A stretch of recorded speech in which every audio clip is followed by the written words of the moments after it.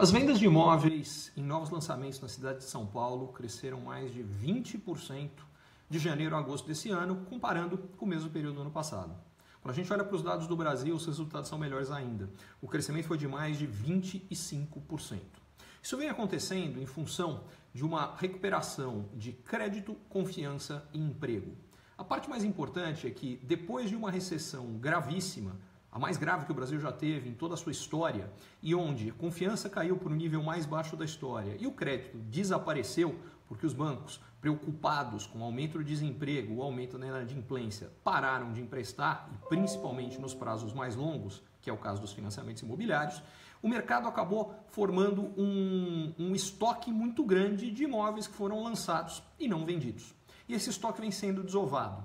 Isso é uma ótima notícia para quem trabalha no mercado, simplesmente porque significa que a gente vai ter mais negócios, mais movimentação, por consequência, mais lançamentos, mas é uma ótima notícia para a economia como um todo. O setor imobiliário costuma ser o último a se recuperar depois de crises, porque a confiança necessária para alguém gastar um pouquinho mais no supermercado é muito pequena. A confiança necessária para alguém comprar um imóvel novo é muito maior. Em segundo lugar, não basta que a confiança volte, precisa voltar a disponibilidade de crédito. E isso está acontecendo. Está acontecendo em função da queda da inflação que derrubou a taxa de juros. O que significa na prática? Se a gente for considerar, por exemplo, um financiamento de R$200 mil, quando a taxa básica, a Selic, estava em 12% ao ano, a parcela mínima para um financiamento de R$200 mil era de pouco mais de R$2.500. Quando a taxa Selic cai para o patamar próximo a 7%, o que a gente tem é uma parcela de agora pouco mais de R$1.700. À medida que cai a parcela, a renda mínima que uma família tem que ter para poder conseguir receber um financiamento cai também. Quando a taxa de juros era de 12%, essa renda era de pouco mais de R$8.500 por mês. Agora, de pouco mais que R$5.700. Quando a renda necessária para conseguir um financiamento fica mais baixa, um número muito maior de famílias pode buscar financiamento e comprar imóveis. Foi o que aconteceu. Quando a taxa Selic estava na faixa de 12%, havia 4,8 milhões de famílias brasileiras que poderiam conseguir um financiamento de R$200 mil.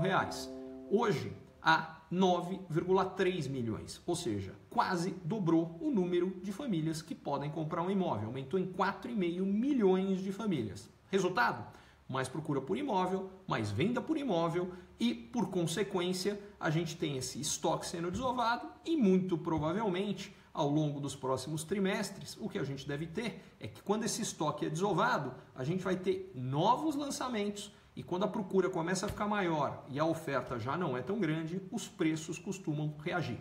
É o que aconteceu, por exemplo, depois da crise de 2003, quando a gente teve uma recuperação nos anos seguintes que levou uma forte alta do preço dos imóveis, e aconteceu exatamente a mesma coisa depois da crise e da recessão de 2009. Provavelmente é o que vai acontecer de novo. Até porque uma outra boa notícia recente que deve sustentar esse processo é que a Caixa Econômica Federal, que é o principal financiador do mercado imobiliário e que, em função de dificuldades financeiras próprias, estava com uma série de limitações de linhas de financiamento para o mercado imobiliário, acabou de anunciar a liberação de 8,7 bilhões de reais numa nova linha de financiamento, ou para uma linha de financiamento para famílias de até R$4 mil de renda, que normalmente compram imóveis da parcela de preço mais baixo e que é exatamente a que está tendo a recuperação de vendas mais forte ao longo dos últimos meses. Com essa nova linha de financiamento, é provável que isso até se acelere.